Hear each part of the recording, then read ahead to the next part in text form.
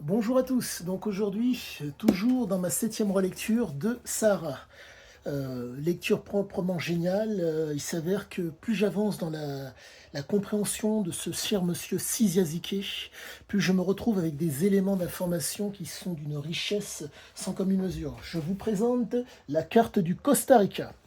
Donc cette petite template m'a permis, pardonnez-moi, cette petite template que voici, boum, m'a permis donc me permet lors du texte que j'écris de pouvoir d'autant mieux voir ce dont parle Siziazike. Donc, je suis un petit peu, pardonnez-moi, ému car la carte est la carte, il y a aussi un verso qui sera mis de façon horizontale. Je le ferai ultérieurement et vous verrez ce qu'il en est. Mais quoi qu'il en soit, je tenais à vous parler donc de quelque chose qui m'arrive, qui est en cas d'une compréhension que j'ai réussi à avoir grâce à ce cher monsieur Siziazike. Là actuellement, depuis quelque temps, je vous parle de l'abus. Il s'avère que je vois d'autant mieux maintenant la mécanique de l'abus chez Siziaziki.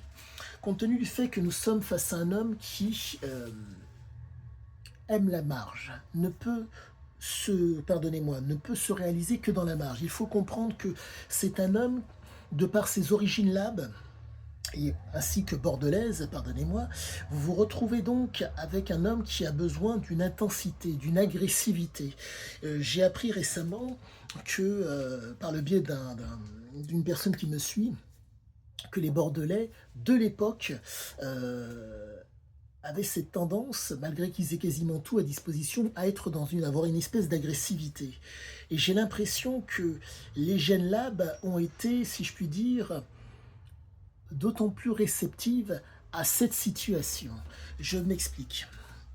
Les labs sont des gens, si je puis dire, qui ont besoin d'un niveau d'intensité assez conséquent pour pouvoir être au mieux dans, comment dire, pour pouvoir, entre guillemets, fonctionner. Il faut comprendre que ce sont des gens qui, de par le fait qu'en Albanie, chez les labs, sont dans une région montagneuse, dans la ville, dans le cas de Siziazike, la région s'appelle Veiz. Le père était natif de ce village, le village de Veiz dans la région de Vlora, une région montagneuse. Ce qui veut dire que ces gens sont en mesure, comment vous dire, d'être autonomes et ils souhaitent être indépendants. Mais si vous voulez, il y a forcément des interactions avec tout ce qui les environne. D'où la fameuse poudrière des Balkans. Je saute du coq à l'âne, mais c'est pour que vous ayez une vision d'ensemble de ce que je vous dis et de ce qu'était Siziazike. Et donc, les textes de Siziazike corroborent que au niveau génétique, au niveau même neurobiologique, et voire même au niveau neurophysiologique, le corps de Zike avait besoin d'une intensité pour pouvoir fonctionner correctement. Il faut comprendre que cette intensité, il en avait besoin de façon ponctuelle. C'était une nécessité que vous puissiez d'autant mieux visualiser la chose.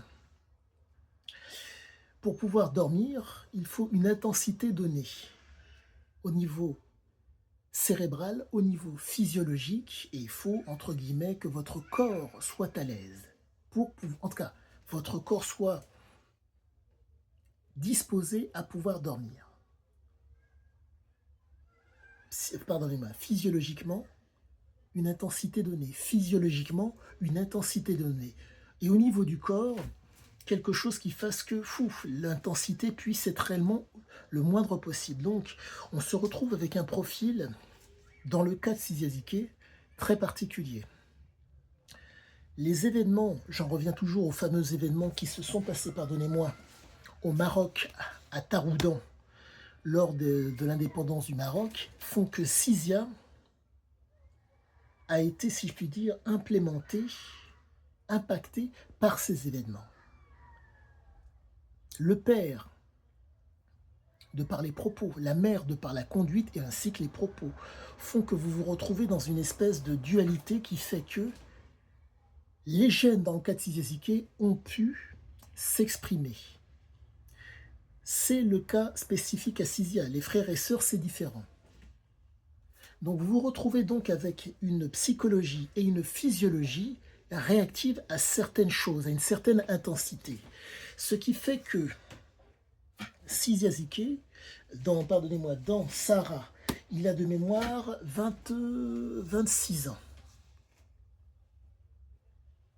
Donc vous vous retrouvez avec un type qui, 25 ou 26 ans, vous vous retrouvez donc avec un type qui cherche. Là, je vais vous parler d'une arnaque que j'ai lue pardonnez-moi, dans Sarah qui démontre ce qu'il en est.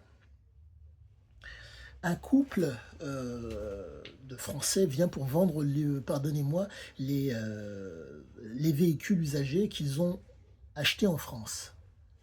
Sizia a fait en sorte de mettre la main sur, donc, pardonnez-moi, a mis la main sur, a corrompu tout le Mali. Résultat, rien ne se passe sans que lui ne le décide. Donc vous êtes face à un homme qui, dans la marge et dans la commande, voire le contrôle. Pourquoi? Car la corruption endémique du pays fait qu'il a acheté tout le monde. Et que tout le monde lui est redevable et que tout le monde veut pouvoir, si je puis dire, croquer. Mais la problématique est la suivante. Une cellule autonome et forte, si elle est indépendante du réseau, elle explose. En un mot, il permettait à nombre de gens de bien vivre, mais le problème, c'est que plus il prenait de l'ampleur, plus il risquait, entre guillemets, de changer les conduites et les comportements des gens. Et il faut comprendre que on doit faire corps avec ce qui vous fait face pour pouvoir s'inscrire dans la durée. Et Zike ne peut pas. Physiologiquement, il ne peut pas. Son corps est fait pour pouvoir être au mieux dans l'intensité, mais dans une intensité qu'il exploite. Pas dans une intensité où il est soumis, pas dans une intensité où il est prédateur. L'exploitation de la situation. Sizia Zike est un homme de circonstances. Ce sont des circonstances qui permettent, pour certains qui arrivent à sortir, entre guillemets, de la marge, dans une projection pour un avenir quand ils changent de registre. Dans le cas de Sizia Zike, il ne pouvait pas. La neuroplasticité a tellement été impactée par les substances que le père fumait devant lui, le père fumait le cannabis. Il faut savoir que lorsque lorsque le Sizia était donc au Maroc, les interdictions de fumer, cannabis ou autre, je pense, n'étaient pas présentes. Donc les gens fumaient devant lui.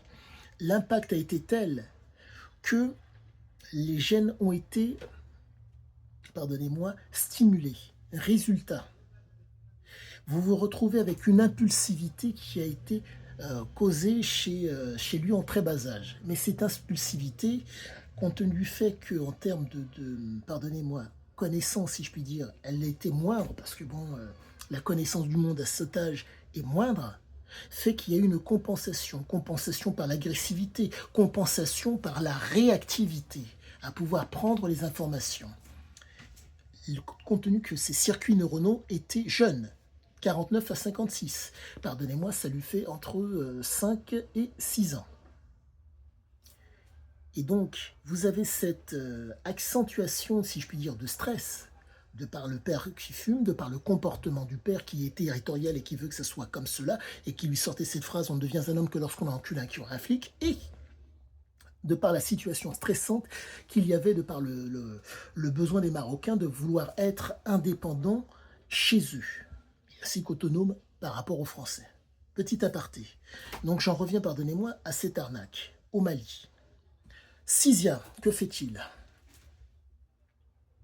Il a mis la main sur le Mali, en tout cas, sur entre guillemets, l'administration malienne en payant des bakchiches de partout. Tout le monde lui est redevable. Il prend trop d'ampleur. Il a décidé de faire un gros coup une dernière fois et de se barrer parce que ça prenait nettement trop d'ampleur et c'était pas possible. Il y a un moment donné où il faut descendre d'intensité pour pouvoir être au mieux avec tout le monde. Il n'en était pas capable. Ce qui fait que vous vous retrouvez donc avec nombre de gens qui vous en veulent.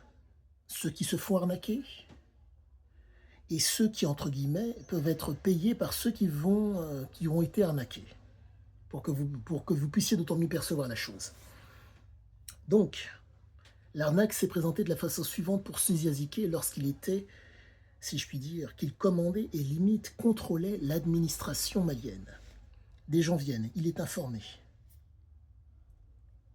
On a en tout cas que recherche, information, abus, imposition.